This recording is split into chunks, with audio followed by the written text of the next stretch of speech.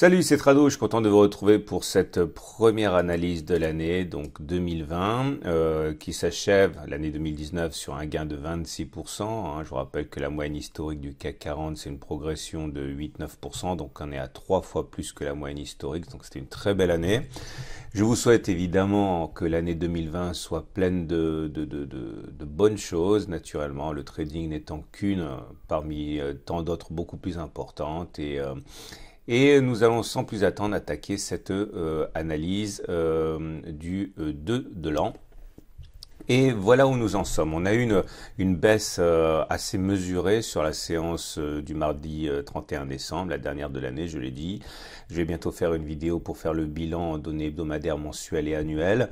Et en tout cas, pour l'instant, le retour sur le support journalier des 5936-5967 se fait de manière très classique. Je vous rappelle qu'il s'agissait d'une résistance qui a été cassée, elle a changé de polarité, est devenue support. Et la forme et la couleur de la bougie du jour attestent d'intérêt acheteur. Alors, rien n'est fait pour plein de raisons. Tout d'abord, vous remarquerez qu'en utilisant les Fibonacci, on se retrouve dans une situation mi-figue, mi-raisin. Regardez, on prend les plus bas de la séance, les plus hauts de la séance, et vous savez que les traders aiment bien rentrer sur les niveaux de retracement de Fibonacci 23,6, 38,2, 50, 61,8, etc. Ça permet d'ajuster les ratios gain-risque et d'avoir des trades qui sont intéressants. Mais on a tendance à penser, et c'est pas faux, que lorsque l'on clôture en dessous d'un niveau de Fibonacci, généralement on va prendre le suivant. C'est-à-dire que ça a rien de magique, hein. C'est que si les traders qui sont rentrés sur un niveau de Fibonacci n'ont pas été suffisamment convaincants pour permettre au cours de clôture au-dessus, c'est que ce niveau est pas très intéressant et que peut-être qu'on irait chercher le niveau suivant. En l'occurrence ici, le niveau des 23,6% n'a pas été préservé. En fait, ça se joue sur l'épaisseur du trait, ça se joue pas à grand chose, mais le rebond est mou. Et dans ce cas, un retour sur les 38,2% est non seulement envisageable, mais peut-être même souhaitable, hein, puisque je vous rappelle qu'on a connu une progression quand même assez importante. Cette progression sur cette dernière jambe de hausse de l'année nous a permis de gagner la bagatelle de 6,4%. En même pas un mois, il est normal de consolider et c'est ce qui se passe. Et un retour sur les 38,2%, non seulement encore une fois serait classique, mais serait peut-être même souhaitable pour construire les fondements de quelque chose de plus solide pour la suite. Et si on allait chercher ce niveau des 38,2%, tout en préservant le support journalier des 5936, 5967, ça serait pas mal du tout. L'idée que je m'en fais, c'est que ce qui serait bien, c'est d'avoir une bougie comme ça, et avoir la mèche qui touche les 5923, mais qui clôturerait quand même cette bougie à l'intérieur du support journalier des 5936. Je me sentirais bien à l'aise avec une figure comme ça, qui serait sans doute de bonne augure pour la suite. Bon, on verra ce qui va se passer, mais entre une dynamique qui est baissière, d'une part, et des supports journaliers assez nombreux, notamment celui des Fibo et celui des 5936, on pourrait effectivement couper la poire en deux, en donner à tout le monde et avoir quelque chose qui soit relativement favorable haussier par la suite. Maintenant, on pourrait très bien avoir autre chose. Vous voyez ce qui se passe là actuellement. Il semble que l'on ait l'ébauche, c'est très tôt pour en parler, mais l'ébauche d'une épaule tête ici, qui pourrait déboucher sur une deuxième épaule avant éventuellement la cassure de cette ligne de courage. J'ai travaillé comme un cochon, je la refais.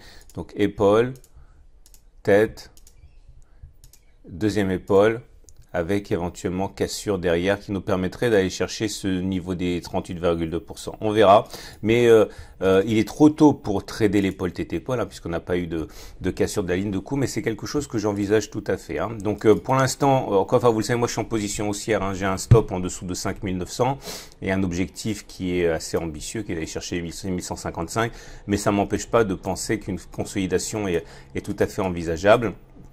La cassure de l'oblique de résistance ici est importante, puisque vous voyez c'est une oblique qui nous a accompagné toute la précédente hausse.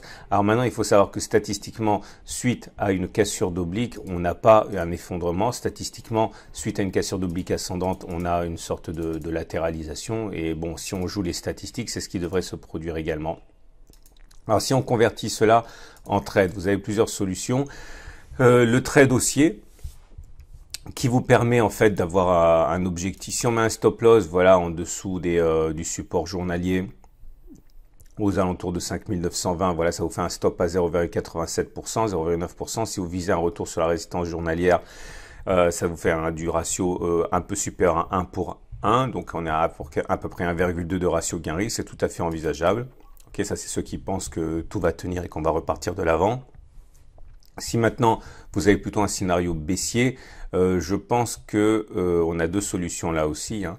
Soit on part sur le scénario par exemple de l'épaule, tête, épaule, comme ça. Donc on va laisser rebondir un petit peu.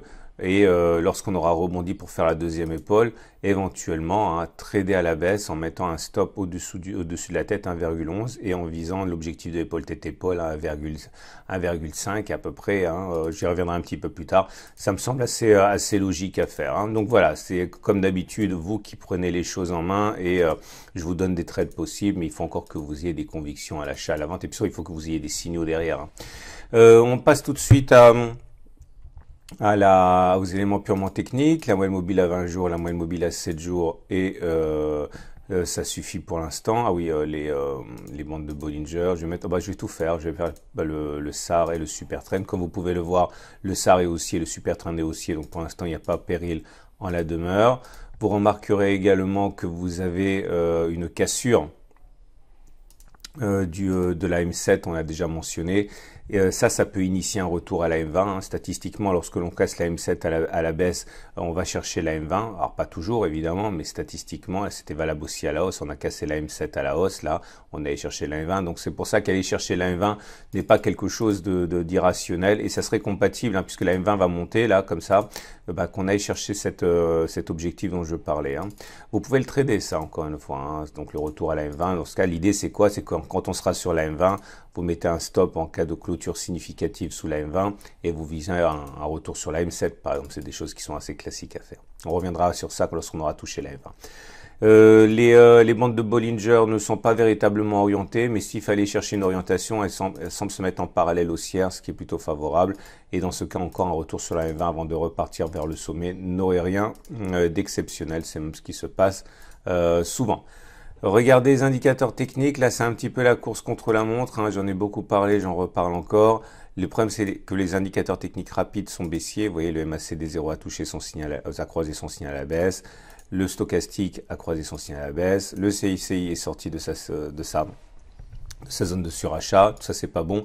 Et j'avais expliqué qu'on avait des divergences baissières, notamment sur le CCI et sur le momentum également, et que ça allait se payer le jour où on aurait une correction. Voilà, la correction est initiée, donc c'est pour ça que je pense qu'un retour à la M20 n'aurait rien d'exceptionnel. Mais tout ça, encore une fois, c'est statistique. La bonne nouvelle, c'est que les indicateurs techniques lents n'ont pas encore été contaminés. Le RSI reste au-dessus de 50, le momentum reste positif et le MACD reste au-dessus de son signal. Donc, pour l'instant, encore une fois, vous voyez, c'est pas bien grave ce qui se passe. Vous avez pour terminer l'Ishimoku comme d'habitude, et cet Ishimoku nous montre que là aussi les signes d'affaiblissement sont évidents et prennent la forme d'une cassure de la Tenkan qu'on a déjà mentionné. Si on repassait au-dessus de la Tenkan, c'est un signal que les traders Ishimoku attendront pour éventuellement rentrer, hein. Je vous dirai ce qu'on peut faire lorsque ce sera le cas, mais la tendance est toujours haussière avec le nuage qui monte, avec la Kijun qui s'aplatit un petit peu, mais qui globalement est montante. La Tenkan, vous l'avez compris, a été cassée à la baisse. Alors, deux signaux possibles pour les traders Ishimoku. Soit ils attendront qu'on repasse au-dessus de la Tenkan, soit ils attendront que l'on revienne sur la Kijun et qu'il y ait un signal haussier de reprise. Alors, le dernier qui s'est produit, il n'y a rien eu de vraiment patent à ce niveau récemment. Mais bon, voilà, l'idée c'est que si les cours vont chercher la Kijun et qu'on rebondit dessus, ça sera un signal de reprise pour les traders Ishimoku, hein. Voilà ce qu'on pouvait dire. Je vous souhaite une excellente journée.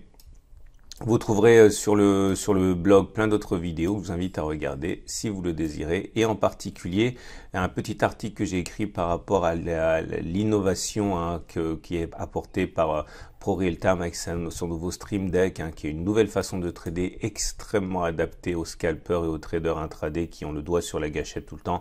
Je vous invite à aller sur le site, vérifier comment ça fonctionne. Voilà. À demain pour la mise à jour.